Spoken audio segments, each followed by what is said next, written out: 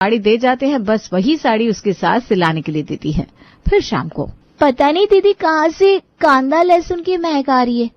सच में दीदी, कभी कभी ना बड़ा मन करता है ऐसा लहसुन से भरा खाना खाने का। हमारे घर में कांदा लहसुन क्यों नहीं डालते सब्जी में? अरे डालते हैं, लेकिन मौका पड़ने पर। ससुर जी तो खूब चाव से कांदा लहसुन वाला खाना खाते हैं, पर वही है ना, अपने पुराने जमाने का राग इनकी नाक ऊंची कर रखी है, तभी सासू मां आ जाती है। क्या बातें हो रही है तुम दोनों के बीच? लहसुन वाला खाने का मन कर रहा है सासू माँ, आज बना ले क्या? हरे कृष्णा हरे रामा हरे राम। आज तो बहू बड़ी पूर्णमासी है, आज के दिन तो व्रत रखना चाहिए, और तुम लहसुन की बात कर रही हो? पुराने जमाने में घर में कांदा लहसुन बिल्कुल नहीं बनता था, अगर बनता भी था तो घर के बाहर चूल्हे में, समझ रही हो? और उसके बर्तन भी अलग होते थे। अब आज तो मैं इजाजत नहीं दूंगी, लेकिन बाद में कभी देखती हूँ। बस फिर क्या था, दोनों बहुएं वहां से चली जाती हैं। शाम को बहुएं खाना बना रही थी कि बड़ा बेटा अजय आ जाता है। अरे अजय, क्या बात है, आज बड़ा जल्दी आ गया, सब ठीक है? अरे माँ, वो आज गुड़िया का पति विवेक आ रहा है ना, तो सोचा रात को खाने में उसके साथ बैठ जाऊं। नीलेश को तो आने में देर लगेगी। सास ससुर विवेक का नाम सुनते ही उछल पड़ते हैं। विवेक उनका दामाद है, जिसकी 100 गलती भी इन लोगों को दिखाई नहीं देती। शाम को दामाद घर आता है तो घर का माहौल बिल्कुल बदल जाता है। अरे दामाद जी, गुड़िया को नहीं लाए? मैं हर जगह बीवी को ढोकर थोड़ी ना घूमता हूँ। वो तो आज भैया जिद करके बुला रहे थे तो आ गया। कुछ खाने पीने का भी मूड बन गया था। मैंने कहा बाहर बैठ के होटल में खाऊंगा, इससे अच्छा अपना घर है, चलता हूँ। क्यों ससुर जी, ठीक है ना? अरे हाँ हाँ बेटा, क्यों नहीं, बताओ क्या खाने पीने का मन है? जो बोलो वो बनवा दे, दो बहुआ है। पापा, आपको पता नहीं, ये आपका दामाद एक नंबर का शराबी है, तो क्या पिएगा ये सोचिए। क्या बोला भैया? अरे कुछ नहीं, वो तो बस ऐसे ही मजाक कर रहा था। हाँ हाँ, क्यों नहीं, करते ना इंतजाम। वैसे बेटा स्वास्थ्य के लिए बहुत खराब होती है, ये तो पता है ना तुमको? वो ऐसा है ना पापा जी, ज्यादा अक्ल मत चलाइए अपनी।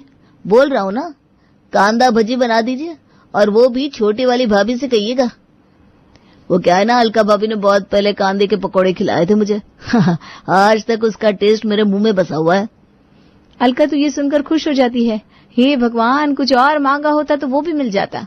कांदा लहसुन खाने का मन हो रहा था और आ भी गया चांस। अरे बहू, जमाई राजा को कांदा के पकौड़े खाने का मन कर रहा है तो जाकर किचन में तैयारी कर, और साथ में बटाटे में लहसुन की चटनी डालकर उसके भी पकौड़े बना लेना। मैं अजय से कहती हूँ तुझे सामान ला कर देगा। अलका का भी मन बहुत होता है कांदा लहसुन खाने का, लेकिन अभी अभी तो सास ने डांटा था उसे, तो सास की क्लास लगाना भी तो जरूरी है। नहीं माँ जी, आज तो बहुत बड़ी पूर्णमासी है, आज तो दुनिया भर के लोग व्रत रखते हैं, मुझसे नहीं बन पाएगा कांदा लहसुन वाला खाना आज। देख, ज्यादा नौटंकी मत कर, समझी? चुपचाप खाना बनाने की तैयारी कर, हमारे जमाई राजा को खाना है। अलका मन ही मन मुस्कुराती है और किचन में चली जाती है। देखा, मैंने बोला था ना, सब बनता है घर में, बस सुविधा के अनुसार। जब जवाई आ गया तो ये घर की सारी पुरानी परंपरा, सारे कायदे कानून उस छत के ऊपर दिखेंगे। दोनों बहुएं हंसने लगती है। खैर, जमाई राजा खाकर खूब सारा पीकर घर से निकल जाते हैं। हाय रे माँ जी, मेरे पैर पर बहुत चोट लगी है, चला भी नहीं जा रहा। दामाद जी भी जा चुके हैं, मैं चलिए अपने कमरे में सोने। माँ जी, मैं सारा बर्तन रख देती हूँ, और कोई काम है तो बता दीजिए। ऐसे कैसे कोई काम नहीं है? हमारे घर में ये सब गंदी चीजें जब बनती है तो उसके बाद पूरे घर की धुलाई होती है। तो एक काम कर, पूरे घर को पानी से धो, पूरा घर शुद्ध कर, अगरबत्ती जला और उसके बाद सोने जाना। छोटी बहू समझ जाती है कि अचानक से बड़ी बहू ने क्यों चोट लगने का नाटक कर दिया। माँ जी, मुझे तो माफी करिए। वो क्या है ना, आज इतना सारा खाना बनाते बनाते मेरे हाथ में बहुत दर्द हो रहा है। लहसुन छिलने में कितना टाइम गया आपको पता भी है? मैं जा रही हूँ सोने, और बिखरे बर्तन बटोर देती हूँ बस। छोटी बहू भी बर्तन बटोर कर अपने कमरे में चली जाती है। पर अगली सुबह ये क्या, पूरा घर जैसा का तैसा। अरे ये क्या, कल रात घर की धुलाई नहीं हुई? माँ जी, आप तो मुझसे धुलवाई करवाती थी जब भी घर में कांदा लहसुन वाला खाना बनवाती थी। क्या हो गया? बड़ी बहू बीमार हो गई तो क्या छोटी बहू को प्रेशर नहीं देना चाहिए? वाह दीदी, तो ये आपकी चाल थी। वही मैं सोचूं, आपको तो कहीं चोट नहीं लगी, अब क्यों बहाना बनाकर अपने कमरे में चली गई? अब जो चीजें मैंने झेली है, एक बार तू भी तो देख कैसे मैंने इस घर में अपनी जिंदगी काटी है।